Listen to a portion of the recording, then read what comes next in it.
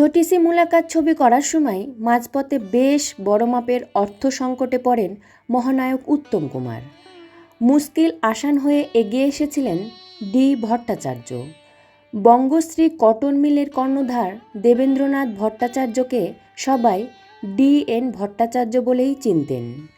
নগদ ও ড্রাফট মিলে উত্তম কুমারের অনুজ তরুণ কুমারকে 2 লাখ দিয়ে বলেছিলেন আপাতত কাজ চালিয়ে নিতে। সেই সময়ের প্রেক্ষিতে 2 লাখ যথেষ্ট বড় অঙ্কের টাকা।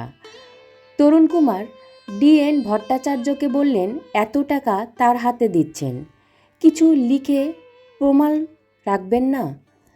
হাসি মুখে বঙ্গশ্রী কটন মিলের কর্ণধার বলেছিলেন তিনি ব্যবসায়ী, মানুষ চিনতে ভুল হয় না, তোমাদের বিপদে পাশে আছি এটাই বড় কথা।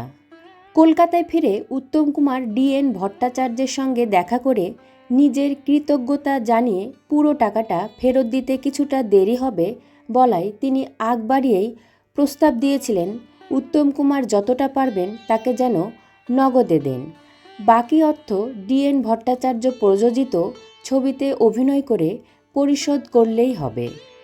ছোটি সি মুলাকাত সিনেমাকে কার্যত চ্যালেঞ্জ হিসাবে নিয়েছিলেন মহানায়ক উত্তম কুমার। বোম্বেকে তিনি দেখিয়ে দিতে চেয়েছিলেন বাঙালিরাও কম যায় না। ছবিতে বৈজয়ন্তীমালার সঙ্গে বাঙালি উত্তম কুমারকে নাচতে হবে, যেমন তেমন নাচলেও হবে না। নৃত্য নির্দেশক PL রাজের এক ছাত্রকে কলকাতার হোটেলে রেখে টানা 3 সপ্তাহ সকাল থেকে সন্ধে পর্যন্ত ময়রা স্ট্রিটের বাড়িতে তার কাছে নাচের অনুশীলন করতেন উত্তম কুমার। সত্যি বলতে এই ছবিটা করতে গিয়ে তিনি কিছুটা ঋণগ্রস্ত হয়েছেন। সেই ঋণ শোধের তাগিদে অনেক ছবিতে অপছন্দের চরিত্রে অভিনয় করেছেন, যা হয়তো উত্তম কুমারের সঙ্গে একদমই মানানসই নয়। দেশ ও বিদেশের তারকাদের বিভিন্ন তথ্য জানতে চ্যানেলটি সাবস্ক্রাইব করে পাশে থাকুন। সবাইকে অসংখ্য ধন্যবাদ।